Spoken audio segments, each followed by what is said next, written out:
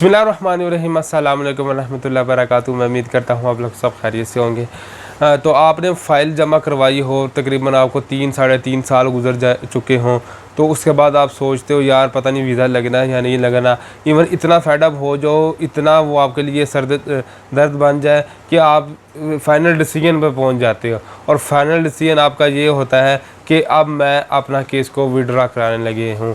तो उस सिलसिले में आया कि जो इटली एम्बेसी है वो आपको क्या रिस्पॉन्स करती है और जो यूके एम्बेसी है वो आपको क्या रिस्पॉन्स करती है।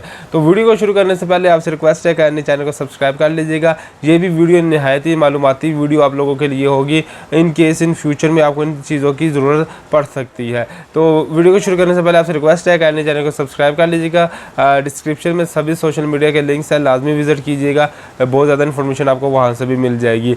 तो अपने टॉपिक की तरफ आते हैं। रिसेंटली मुझे जो है एक हमारे सब्सक्राइबर की तरफ से कॉल आई थी, जिसमें उन्होंने अर्ज़ किया था कि तकरीबन 2018 के 19 में उन्होंने फ़ाइल की सबमिशन करवाई हुई है, 2022 का मिड हो चुका है। तो अब हमारा कोई केस चल रहा है, कोई फैमिली केस है, तो उसकी वजह से मैं सोच रही हूँ कि मैं अपनी फ़ाइल को विड्रा करवा लूँ। तो आया इस सूरत में हम क्या कर सकते हैं।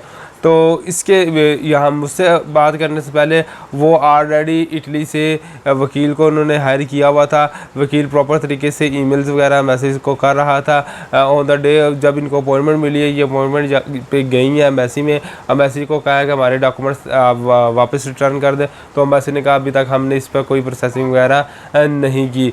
तो उसके बाद उन्होंने मुझे कॉल किया है। तो जैसे कॉल किया तो मैंने भी यही अर्ज़ किया कि जब हम यूके के लिए अपना spouse case, family case, visit case, work case या स्टडी केस अप्लाई करते हैं तो वो हमें एक ऑप्शन दे रहे होते हैं, ऑनलाइन ही ऑप्शन वो मिल रहा होता है कि आप अगर विड्रा करवाना चाहते हैं तो केस किसी भी टाइम आप विड्रा करवा सकते हैं। तो यूके वाले ये जो होता है एक फैसिलिटीज़ देते हैं, आपके पास ऑप्शन होता है किसी भी टाइम आप विड्रा करवाना चाहें तो करवा सकते हैं।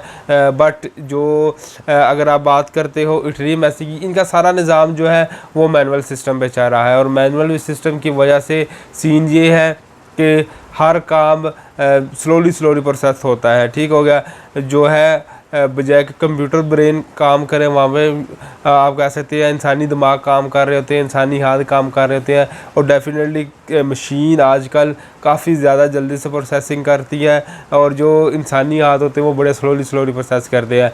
तो यही डिफरेंट है यूके एम्बेसी का और इटली एम्बेसी का। यूके एम्बेसी का सारा निज़ाम मशीनी निज़ाम है, कंप्यूटराइज ब्रेन काम कर रहे हैं, बड़ी जल्दी उनकी प्रोसेसिंग होती है, जल्दी डिसीजन आते हैं, जल्दी इसके रिस्पॉन्स आते हैं, जल्दी अपॉइंटमेंट्स मिलती हैं। प्रोसेसिंग टाइम में अगर फ़ाइल आपकी कंस्ट्रक्ट होगी या पेड इंक्वायरी करके उसका स्टेटस जान सकते हैं, उनसे बात कर सकते हैं, आंसर क्वेश्चनिंग बड़ी अच्छी चल रही होती है। मीनवाइल अगर आप इटली एम्बेसी की बात करते हो तो यहाँ पर इंसानी दिमाग काम कर रहे होते हैं। आप ईमेल करते हो तो वही मैनुअल सिस्टम, आपको कोई नहीं पता चलता। हफ्ते बाद, 10 दिन बाद, दो माह बाद, 5 माह बाद कोई रिस्पॉन्स है, उतनी देर में लोग अपनी जो है ईमेल आईडीज़ वगैरह ही भूल चुके होते हैं।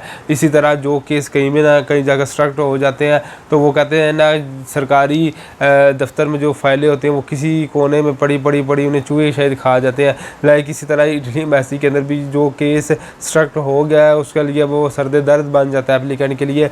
वो सोचते रहता है कि अब कब सीन होगा। इवन कि आप ये एक पॉसिबिलिटी है कि आप पेड इंक्वायरी, पेड ईमेल्स अगर मैसेज को करते हैं तो हो सकता है कि कोई रिस्पांस दे दे। इसमें मैं लफ्ज़ हो सकता है क्या बोल रहा हूँ, ये नहीं होता कि आपने उनको ईमेल्स की हैं तो वो फ़ौरन आपका आंसर कर देंगे, इस तरह नहीं होता। इस तरह ये होता है कि आप अपना जो रसीद नंबर होते हैं वो मेंशन करते हैं, आप अपनी क्वेरीज सारी मेंशन करते हैं कि मैं किस वजह से विड्रा करा रहा हूँ, क्या मेरे पर्सनल रीज़न्स हैं, वो रीज़न बताते हैं। फिर उसके बाद इटली एम्बेसी का दिल करेगा कि वो आपको रिस्पांस करे, दिल करेगा कि वो आपको रिस्पांस ना करे। तो ये सीन जो है वो चल रहे होते हैं।